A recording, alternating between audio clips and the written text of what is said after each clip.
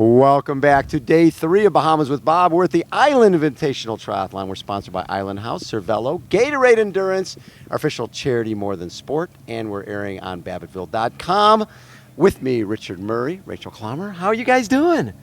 What'd you think of this first day? Well, it was pretty difficult, a lot harder than I expected. I think last year it was very short and very hard, and over quickly. This was extended pain, I would assume. Well, and this year more, last year it was a little set up for ITU, right? For the ITU athletes. This year, a little more time trial action. Yeah, that's. I definitely think it's leveling the playing field a lot more. I think today a lot of the ITU guys had big, wide open eyes while we were on the bike. Today, yeah, right? Yeah, looking at the long course guys, yeah. Seeing Lionel Sanders pushing a 411 watts for 26 minutes, that's like, just casual. Just casual, it's like no big deal.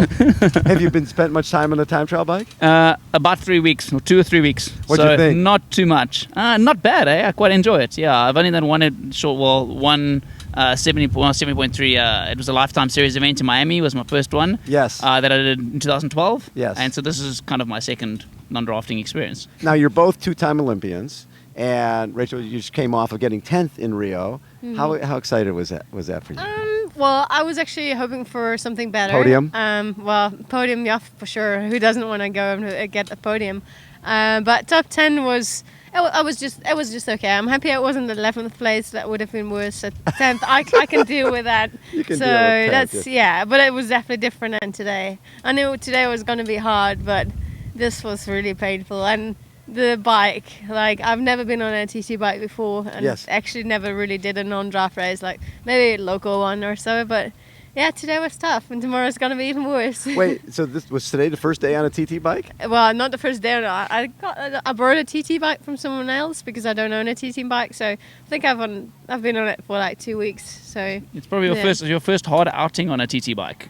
My first hard outing on a TT bike, yeah, for sure. Richard, you were saying earlier that you tried not to go too hard on the bike today because this next couple of days is going to be tough.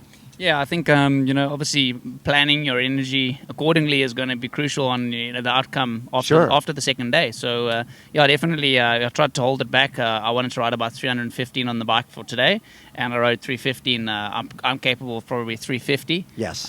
So I rode, within myself, and I realized I could catch it back a little bit on the run, and I think I'm more used to running hard, and, that's more of a standard thing for my body. Right. So, riding too hard, I'm not used to riding that hard. So I'll probably take more bang from that than I would do from the run.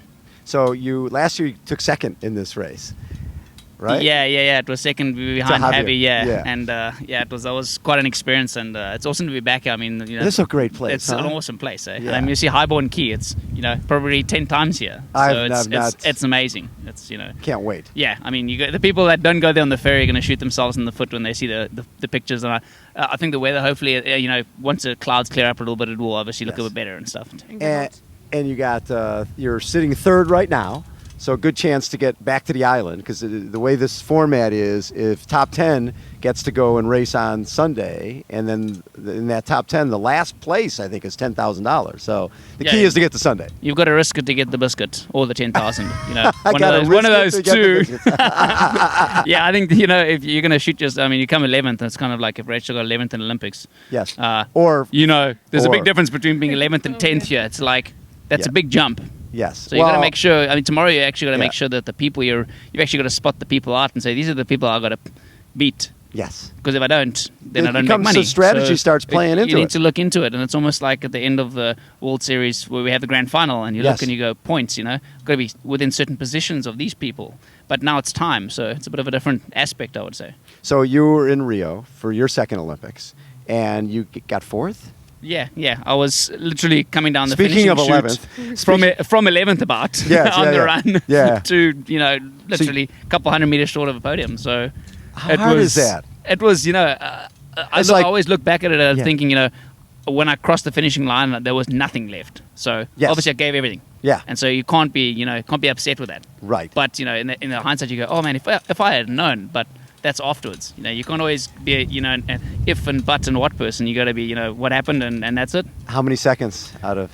It was, I think Henry slowed down the last few meters, and then it would have been better if I got beaten by someone else other than my countryman. But this is it makes second South African. Second South African. God, how'd you do? I was fourth. How'd you do in South? Oh, a second. What? Second. What? Yeah, I think so. It was the 2 brownies and then 2 South Africans right after that. Oh my God. So. With a lot of people go into ITU and go into the Olympic format, and then they move up to Ironman 70.3 and eventually full Ironman. Rachel, for you, will you stay for another Olympics and go for 2020? I'll definitely stay for another Olympics. And well, before this, when I was on a TT bike the last 2 weeks, I was like, this is kind of fun. Like, I don't know why, but I enjoyed it. But now racing today, I see that was enjoyable, the training, because I'm definitely not fast enough. So if I want to move up, I'll definitely need to spend more time on the bike. And to be honest, I love running. Yes. If I need to choose between a ride and a run, I'll go for a run. So I think that's a tricky point. Like, I'll need to love that bike a little bit more than what I do now. Yeah. What was interesting in Rio, that was a real bike course. Yeah. I mean, it was technical downhill, climbing. That's a little different than most of the courses you guys race, right? Oh, for sure. It's a completely different type of racing, because normally we just hang on. It's not that we just take a wheel and just sit there, but it's not, you don't have everything under control. And here you need to control yourself and follow certain things, or you choose speed or wattage, and in ITU racing you go. Like, if someone goes, you don't have any other choice than you got to go going with them. So this is completely different. Yeah. So when you look back at your career, it hasn't been that long. What do you look at as your best race, the race that meant the most to you? Well, maybe actually this year in Hamburg. I mean, it was my first WTS podium. And when I was running with Katie, who's also racing here, I was like, you know what? I actually don't even care if I'm going to be first, second, or third, because I'm on the podium. So after the race, I told my parents, and they were like, well, it's fine. I was like, well, maybe I should have actually given a little bit more, but I was too excited to be on the podium. So, yeah, I think that was an amazing race because my family was there, and how fun is that? Close to home. So, yeah, that's wonderful. That's good. Yeah. And Hamburg is, the crowds are just gigantic. It's amazing. Like, if I could choose one of the races I would love to be on the podium, then I'm pretty sure that's it would the be one. Hamburg. Yeah. Good. And for you, Richard, when you look back at, because you've been racing when you first started racing, how old were you? Yeah, well, I mean, I'm almost going into the veteran category now, I think. So what? How old are you? No, I think I've been doing it since I was about 12. Yes. 12 or 13. Yeah. Not seriously, but no. I mean, I still did it, and I went to the national champs and the Western Province champs, provincial champs and whatnot. And so, yeah, I mean, it's about 15 odd years I've been doing triathlon. So and you quite still a while. love it, though. And I still love it, I mean, I think it's the ability, obviously, the getting out and seeing the world. A lot of people, obviously, the general job, you obviously need to stay at home, and then you go to work every day. In our work, obviously, we need to actually leave and see things, and things happen all the time, and you get ill or you get sick, and you've got to change things. So it's always changing, and it's always exciting. And I think, coming to places like this, I mean, how often would you come to the Bahamas? You wouldn't know this existed. You wouldn't know you would ever be here. You're from South Africa. It's the other side of the earth, and I mean, flying here it's a serious trip. I mean, you've got to fly through either Europe or fly through the US to get here, so it takes a long time, but definitely worth it. And I think it's interesting that Rachel got her first podium in Hamburg, because that's the place where I got my first World Series win as well. So it's a special place now for probably both of us. And so that you look back at that as one of your favorite moments. I think that and the time where I'd ran the Brownlees was my other one. I got on the podium as third. Yes. It was in Yokohama. Yes. And we all came out together on the bike. So it was myself, the Brownies, Javi, and Mario. And it came down to a foot race. Hall of Fame. Yeah, and that was that doesn't happen very often. No. So I think that was we had a guy in the second group that literally pulled us, sat on the front at 50k an hour, and just pulled us straight from second group a minute and a half or minute 20 to the front group, and then about 4 laps or 3 laps. And we just was he a domestique or? No, he's from New Zealand. Yeah. And he thought he was dropping you guys. He was no. He was there. And he was going to be domestic for I think for London or for one of the events and stuff. And he just sat on the front and just went for it. And I went, okay, we're going to sit this ride. We're going to get on that train. Yeah, I love that. So when you're running, you're looking around. Okay, there's Alistair. Just on a weekly basis, you're racing guys who are probably some of the greatest of all time in our sport. Javier Gomez, Alistair Brownlee, Johnny Brownlee, yourself, now Mario Mola. The era that you're in has been a pretty phenomenal era. Yeah, I mean, it has. I mean, especially at the time. I mean, now the run splits off the bike, it's been like you need to go under 30 or you need to be 30 flat. Yes. And you need to be able to bike super well and swim extremely well. So, yes. The level of the sport has actually, grown dramatically in the last 5 or 8 years. Has changed a lot. I mean, especially it used to be on a a 32. bike. It used to be a 32, but then it was non-drafting. Right. Back in the day. So, right. That, changed a lot. And I think that's the big difference between ITU and long course is that you need to follow the strategy that's happening in the race. So obviously, as Rachel said, if people go, you need to follow, because if you don't follow, you're done. Yeah. But I mean, in long course, if that guy's going, maybe he's going too soon or he's going too hard, and maybe he's going to have a problem with nutrition. Maybe Who knows what's going to happen? Maybe he'll blow up on the run, and yes. so it's a lot more self-management versus group management, if that makes sense. It does make sense, and what's interesting is when you look at people the mentality was, okay, ITU athletes, they swim really fast, and then they sort of cruise around on the bike, and then they run really fast. And we'd look at the run splits and go, oh, okay, some 29, 30, who's measuring these courses? Then I think what turned it around for a lot of us was when Macca went over. Chris McCormick came over a couple years ago, and he came away going, he ran 31:30 off the bike in his 50th. And he's going, I can't play in this sandbox anymore. The Brownlees, Alice is screaming at us and telling people to go take a pull.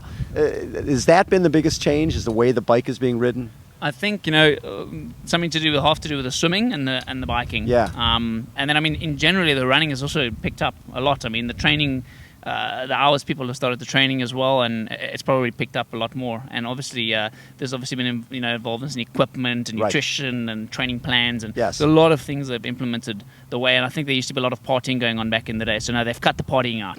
So now that has made a big impact. Rachel's on the like, wait, what? We get to party? I don't know. I'm not that old. No, I started in 2008, and even in those years, I think a lot has changed. Even in the last 2 to 3 years, even with the girls, yes. No one used to escape. Not in the years before, maybe before that, but yes. It's rougher. I think girls are more, riding better for sure, technical, and yeah.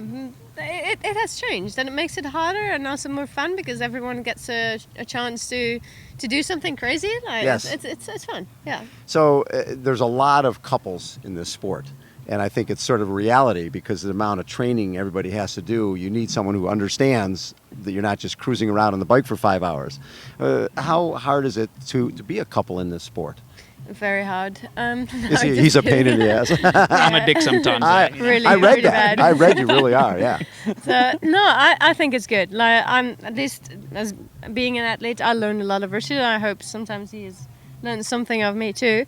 So I think you do understand each other. You know what to do, and you know why someone is leaving. And now after the season, we both really wanted to go home, so we didn't see each other for a month, and it's fine because we both really wanted to go home and did our training there. And now it's good to see each other again. And then you come back to the Bahamas. And then That's we go back to the Bahamas. Not a bad thing. Yeah, and we even just, decided to stay on for a week afterwards here because we thought, perfect. We're here. You're here.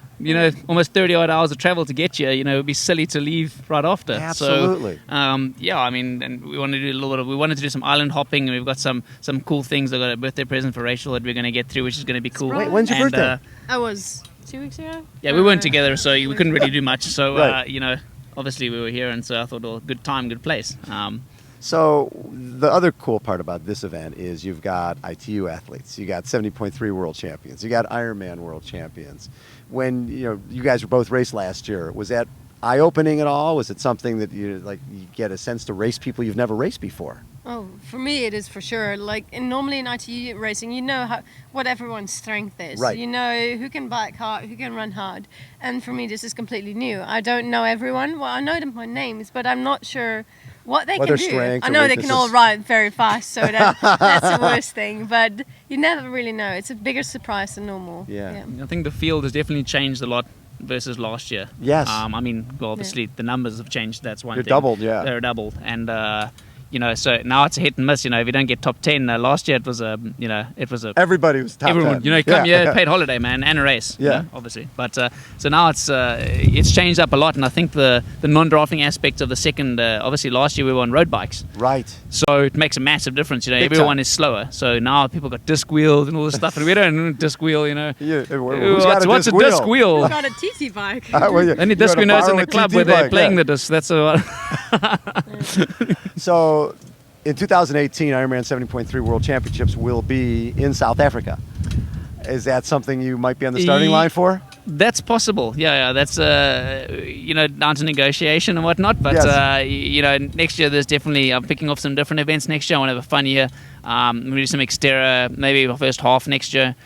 Year after the Olympics, you're supposed to enjoy yourself. You got a time.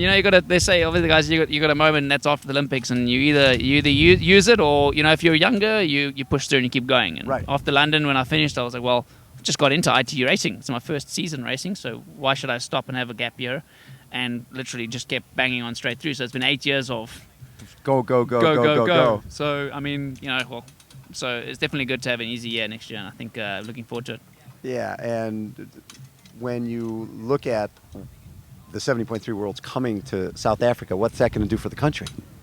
Well, I think that's going to, it's been very popular there, obviously, and they run a great event down there. I think it's in Port Elizabeth is the venue, and it's run very well, and I'm looking forward to it. I think there's going to be a couple of South African athletes that want to get out there and have a good going. Yes. I think it's something different. I think it's great to bring to the country and show people South Africa is. A lot of people have said I've always wanted to go there, so now's a good excuse to go there. 2020, will that still be Olympics for you? Yeah, definitely. Yeah. I'll be in my prime minister. I'll be 31. Oh, yeah. So that'll be, I'm not that old. I've done some triathlon, but I'm 27 now. And, definitely got a few years left in it. I've been doing it quite a while. So I think, you obviously after about 5 or 10 years of doing it, your experience builds and your knowledge builds of the sport. Right. And you are always evolving. So you have to have the finger on the button to see what's happening. I love that. Thanks, you guys, for taking time. It's really nice to get to know you guys. Thank you very much. Good stuff. Thank you very much. All right. Richard and Rachel have been our guests. Again, Bahamas with Bob at the Island House Invitational Triathlon. Hold on, everyone. We will be right back.